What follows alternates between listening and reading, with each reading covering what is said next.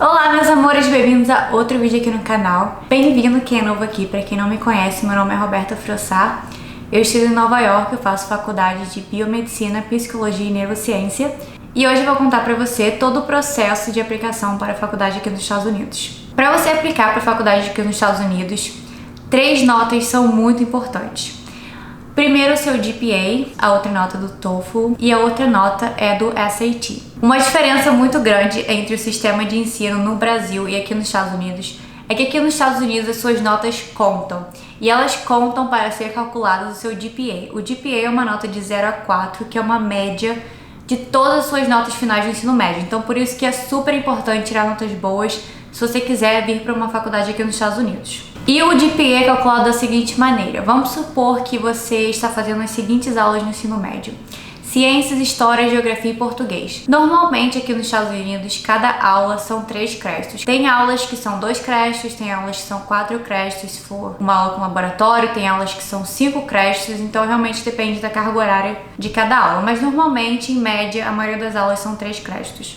Então, se você está fazendo Ciências, História, Geografia e Português, cada uma são 3 créditos, então você está fazendo um total de 12 créditos no semestre. Vamos supor que você recebeu as seguintes notas finais em cada aula: Ciências 93, História 90, Geografia 85 e Português 70. Aqui nos Estados Unidos nós não falamos as notas em números, nós falamos as notas em nota A, B, C, D. A conversão funciona da seguinte maneira: 93 a 100 são consideradas nota A e no GPA equivalente a 4.0, lembrando que o GPA é de 0 a 4. Notas de 90 a 92 são A- e no GPA equivalente a 3.7. De 87 a 89 é B+, e no GPA equivalente a 3.3. De 83 a 86 é B, que é equivalente a 3.0. De 80 a 82 é B-, que é equivalente a 2.7. De 77 a 79, C+, equivalente a 2.3. 73 a 76, C, que equivale a 2.0.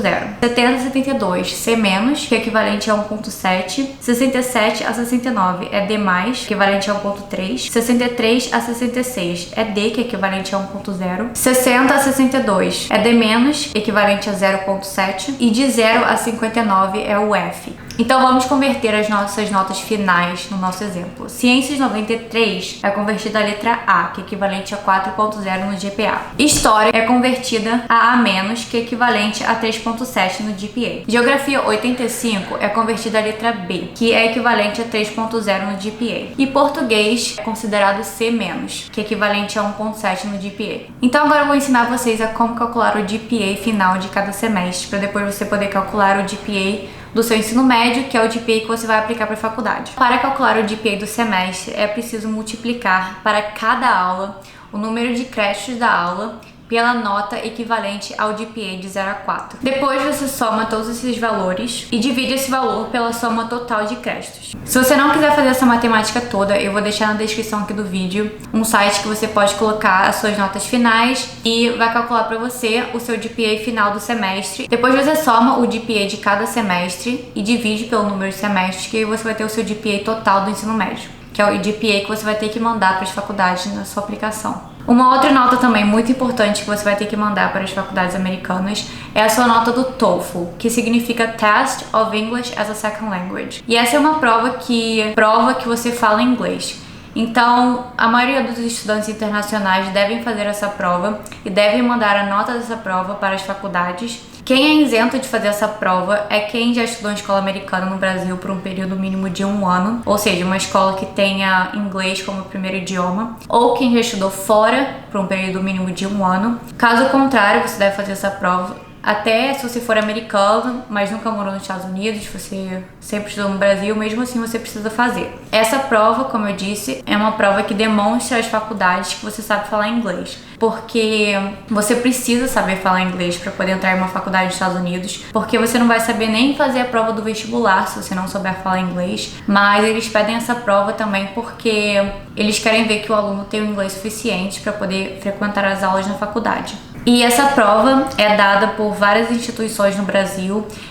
Se você quiser saber onde você deve fazer essa prova, talvez você pode ligar ou você pode ir em algum curso de inglês perto da sua casa ou perto da sua cidade e perguntar o preço da prova e também se eles dão a prova ou não, se eles sabem o lugar onde você pode fazer a prova. Mas quando eu morava no Brasil, eu lembro que o lugar onde eu fazia curso de inglês, eles davam essa prova. Então eu acredito que muitos cursos no Brasil devem dar essa prova. Vão e perguntem o valor, perguntem quais as datas da prova que eles oferecem. Eu não sei o valor, não sei se muda para cada cidade, então isso realmente é uma coisa que vocês têm que pesquisar, vocês têm que ligar, mandar e-mail, enfim. E uma outra nota muito importante que você tem que mandar na sua aplicação para a faculdade aqui nos Estados Unidos é a sua nota do SAT. O SAT é o vestibular americano, só que não é igual ao Enem, que é aquela loucura uma vez no ano. Na verdade, o SAT é oferecido várias vezes no ano. Ele não é muito pesado em ciências e história, não é igual no Brasil. Na verdade, essas partes são opcionais se você quiser fazer, mas eles no SAT mesmo não tem. Tem mais matemática, redação, leitura, não é igual ao Enem. Eu vou deixar aqui na descrição do vídeo o site do College Board, que são eles que fazem o SAT, são eles que dão o SAT, e é o site oficial, então lá vocês podem ver aonde que o SAT é oferecido no Brasil e também em outros lugares do mundo, dependendo do país que você mora. E você não precisa vir para os Estados Unidos para poder fazer essa prova, mas eu recomendo fazer essa prova só uma ou duas vezes, porque algumas faculdades pedem todas as suas notas do SAT. Então antes de você fazer esse vestibular, eu vou deixar aqui também na descrição do vídeo uns livros que eu recomendo. O próprio College Board também tem provas práticas que você pode fazer, também o College Board faz isso. Você também pode ter acesso aos SATs dos anos passados e você pode fazer essa prova em casa para poder praticar. E um tempo mínimo para estudar o SAT realmente depende de cada um, depende de quanto tempo no dia você tem para estudar, depende do seu nível de inglês. Se você já tem um nível de inglês bom, talvez seja mais fácil para você estudar. Se você ainda não sabe inglês, primeiro você precisa aprender a falar inglês para depois você estudar para essa prova. Então realmente depende de cada um o tempo de estudo, mas se você quiser se preparar para essa prova, eu realmente recomendo começar o quanto antes. E faça as provas em casa dos anos passados que o College Board tem. Quando você compra o livro, vem questões de prática, vem provas de prática e vem as respostas também. Então, faça a prova como se você estiver fazendo a prova na hora, faça em casa. Veja o seu resultado, veja se você precisa estudar mais. Realmente depende de cada um quanto tempo você precisa estudar no dia. Então, só para relembrar, eu falei para vocês do GPA, do TOEFL e do SAT. Quanto maior o seu GPA, quanto maior a sua nota do SAT, melhor vai ser a faculdade que você pode aplicar. Mas se você conseguiu a nota que a faculdade pede do GPA e do SAT, não significa que você vai entrar nessa faculdade. E agora eu vou explicar para vocês o porquê. Bom, aqui nos Estados Unidos, eles dão muita ênfase em atividades extracurriculares. Então não significa que um candidato, só porque ele tem a nota maior, que ele é um candidato mais forte. Depende muito da faculdade, mas no geral é bom que você tenha notas boas e também atividades extracurriculares, porque eles vão perguntar se você tem alguma experiência. Você pode também contar na sua aplicação, na sua redação que você tem que fazer para a faculdade. Então realmente eu recomendo que você participe mais, porque não só as suas notas contam, sim, as suas notas são muito importantes. Tem faculdade que você nem entra se você não tiver o GPA ou o SAT que eles requerem, mas se você tem o GPA ou o SAT que eles requerem, não significa que você vai entrar. Então, eu recomendo que vocês tenham os dois, as notas e também as atividades extracurriculares. Então, além de mandar suas notas do SAT, do TOEFL e o seu GPA, você também vai ter que mandar cartas de recomendação. E isso é obrigatório na aplicação. Na verdade, o número de cartas depende para cada faculdade. Tem faculdade que pede 2 cartas, tem faculdade que pede 3, tem faculdade que pede 5. E não é os seus pais que vão escrever, o seu tio, o seu avô. Mas também não precisa ser só professores. Se você já trabalhou em algum lugar, talvez o seu supervisor pode escrever uma carta para você, pode pedir para o seu professor de ciência, professor de educação física, talvez o seu técnico, se você já fez esporte. E eu recomendo que as cartas não sejam muito generalizadas. Então, por exemplo, ela é uma pessoa muito esforçada. Por que você é uma pessoa esforçada? Talvez conte algum caso de que você se demonstrou ser uma pessoa esforçada. A sua carta de recomendação não precisa ser tão específica, mas mas também não seja muito generalizada. Então, tente achar o meio termo na sua carta de recomendação. E eu recomendo que, por exemplo, se você quiser aplicar para um curso de biologia na faculdade aqui nos Estados Unidos, talvez seria muito interessante se você pedisse para o seu professor, sua professora de biologia, escrever uma carta para você. Então, se você já souber qual curso você quer fazer na faculdade, seria interessante que você pedisse professor relacionado a essa área para poder escrever cartas de recomendação para você. Não é obrigatório, é só um detalhe extra que seria legal. E eu nem sei se precisa falar disso, né? Mas a carta de recomendação deve ser bem escrita, com a pontuação e o uso de palavras corretamente. Então, não mande aquela carta de qualquer maneira. Peça com que a carta tenha um logo, talvez se for da sua escola, tem o logo da escola, tem a assinatura da pessoa, o nome. Então, realmente, faça disso uma carta que pareça ser válida. Não você abriu o Microsoft, começou a escrever, pronto, mandou a carta. Não, faça a carta bonita, bota bastante atenção nisso, porque é muito importante também a sua carta de recomendação. E por último, a carta de recomendação não precisa ser escrita em inglês. Claro que se você puder fazer com que essa carta esteja escrita em inglês, por que não? Mas não é obrigatório. E eu já vou falar pra vocês como que funciona a tradução dos documentos. E você vai ter que mandar não só a carta de recomendação escrita por outras pessoas para as faculdades, mas também a sua carta que você vai escrever contando de você e por que você é um candidato bom, uma candidata boa. Essa carta tem que ser em inglês, né? Porque você sabe falar inglês, você já mostrou que você sabe falar inglês. Então essa carta tem que ser em inglês, tem que ser uma coisa bem escrita. Então não tente fazer assim da noite pro dia. Realmente você vai abrir a sua aplicação, você vai colocar as coisas aos poucos. Normalmente demora, essa aplicação não é uma coisa que você faz em um dia. Realmente se dedique a essa carta, porque é muito importante. Essa carta demonstra para a faculdade quem é você como pessoa, não só aqueles números, sabe? Não só as suas notas. Mas essa é a oportunidade que você tem de contar para a faculdade quem é você. Então, realmente, tente demonstrar quem você é nessa carta. Que seja uma carta bem escrita e que seja uma carta que demonstre você. Não uma pessoa que você idealiza ser, mas quem você é, a sua história. Você pode, talvez, um obstáculo que você conseguiu ultrapassar na sua vida. Pode ser, sabe, não precisa ser tudo flores. Conte você o que você acha importante falar.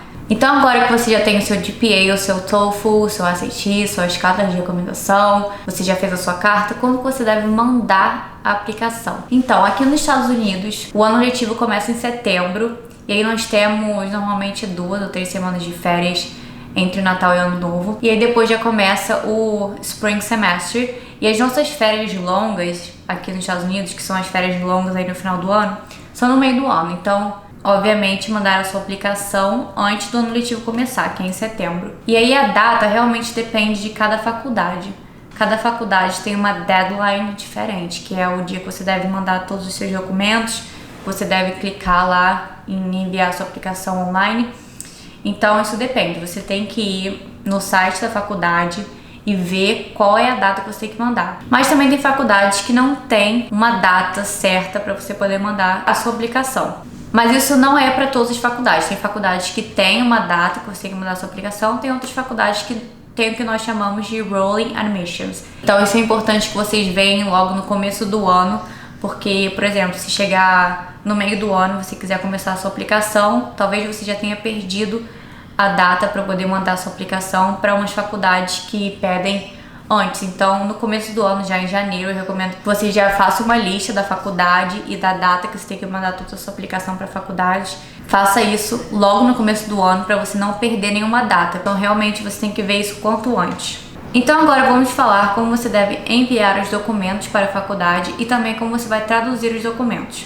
Bom, as faculdades vão pedir que você mande os documentos selados, originais, para a faculdade, para o endereço da faculdade. Então vocês vão ter que ver lá no site qual endereço que você tem que mandar, porque não é aquele endereço que nós vemos no Google, o endereço que você vai lá e visita a faculdade, é um endereço específico. Então verifique com a faculdade para onde você precisa mandar esses documentos.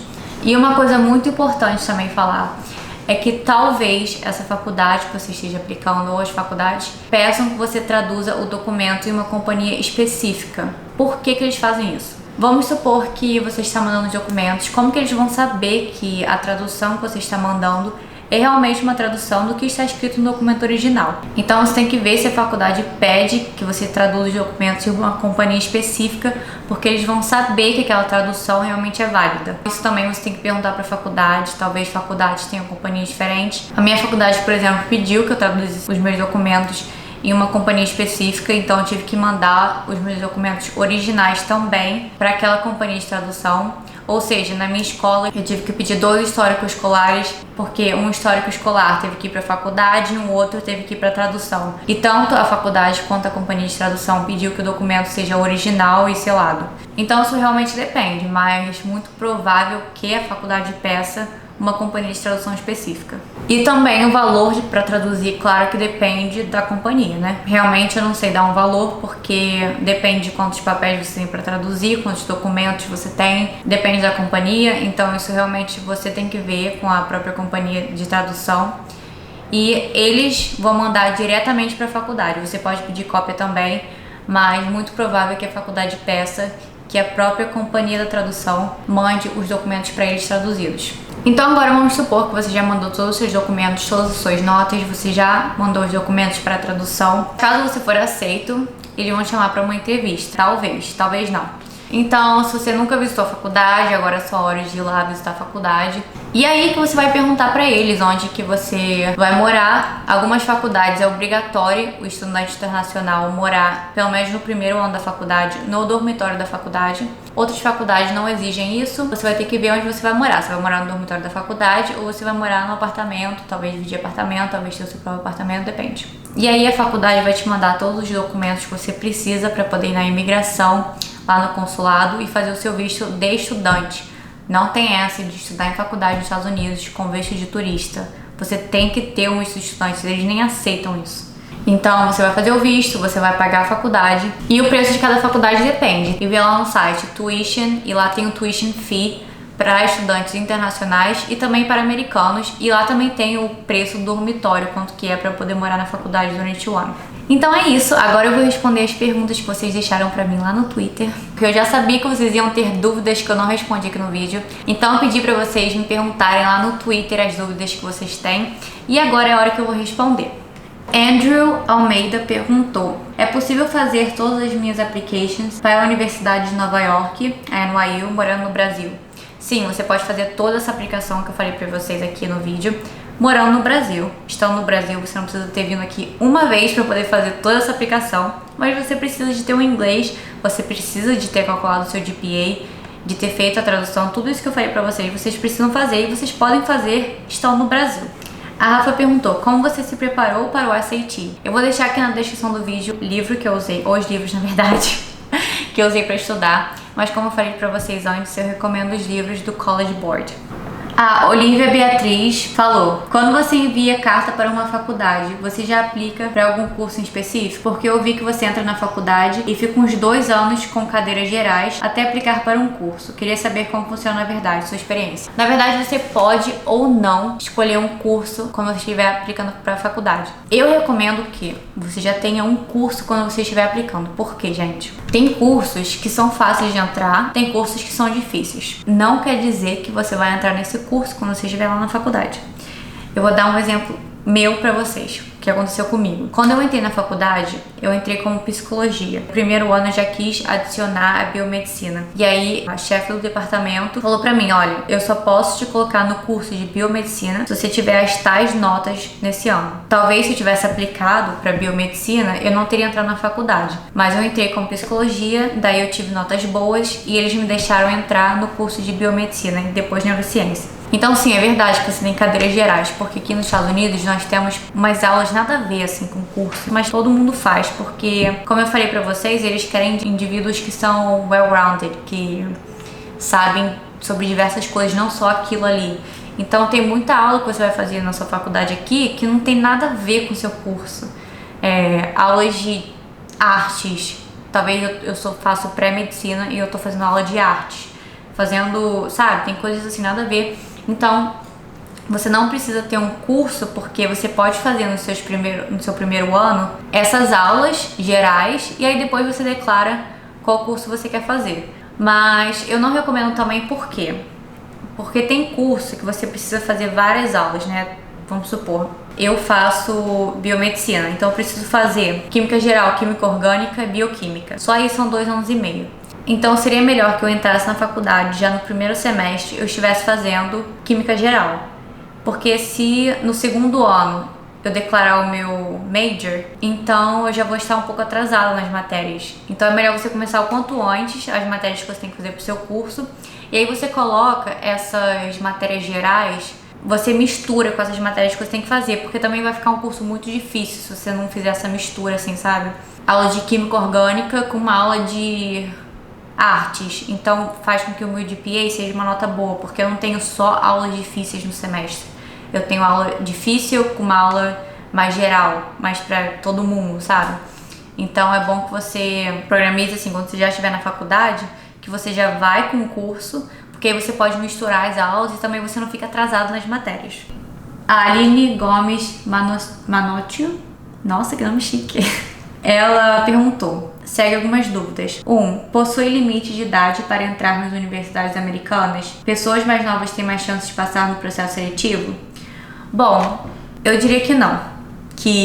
Eu diria até que pessoas mais velhas talvez tenham mais experiência para poder contar na aplicação da faculdade. Não tem problema. Não quero falar pra ninguém que idade é um problema, porque não é. Eu acho que nunca é tarde. Se você quiser tentar, tenta, sabe? Custa dinheiro porque você vai ter que fazer essas provas e traduzir os documentos, mas não custa nada tentar. E número 2, não precisa mencionar valor, mas a forma de pagamento é igual à Europa? Pagar anual e dividir em 3 vezes? Então, aqui nós pagamos o semestre. Antes de terminar o semestre atual, você já precisa estar pagando o próximo semestre, porque muitas faculdades não deixam que você sign up para as aulas do próximo semestre se não tiver pago o tuition do semestre que você está fazendo agora. Sim, você pode dividir esse valor, mas é importante que você pague o próximo semestre antes do semestre atual tiver terminado. Mas sim, eu posso dividir o valor do semestre. Então eles têm 5 meses, eu acho que é o plano de pagamento, e acredito que isso seja em várias faculdades também, você não precisa pagar tudo de uma vez. O valor, gente, sem mencionar valor, você pode ir no site das faculdades e ver o valor específico, como eu falei. Tem o valor do dormitório, tem o valor também dos livros, que eles fazem um valor assim, meio geral. E também tem o valor da faculdade em si, vocês podem ir lá ver. Eu não posso falar valor, gente, porque realmente muda muito o preço. Muda qual curso você está fazendo, qual a faculdade, então realmente eu não posso falar aqui um preço X, sendo que varia demais, entendeu? É uma coisa assim, tem uma variação muito grande de preço. E a Duda perguntou, tem faculdade pública? Tem. As faculdades públicas não são igual no Brasil, que você não paga nada. As faculdades públicas aqui também são pagas, só que não é tão caro comparado com as faculdades particulares. Então é isso, meus amores. Eu espero que vocês tenham gostado do vídeo. Eu espero que eu respondi todas as dúvidas de vocês. Não se esqueçam de me seguir no Twitter e também no Instagram, me seguir aqui no YouTube. Então é isso, vejo vocês no próximo vídeo e eu vou estar postando o vídeo sobre pós-graduação aqui nos Estados Unidos de Direito e Medicina. Então se inscreve aqui no canal. Se você está assistindo esse vídeo, eu já postei o vídeo da pós-graduação, eu vou deixar aqui na descrição também. Então vê aqui na descrição aqui embaixo se eu já fiz esse vídeo ou não, tá? Beijo e até o próximo.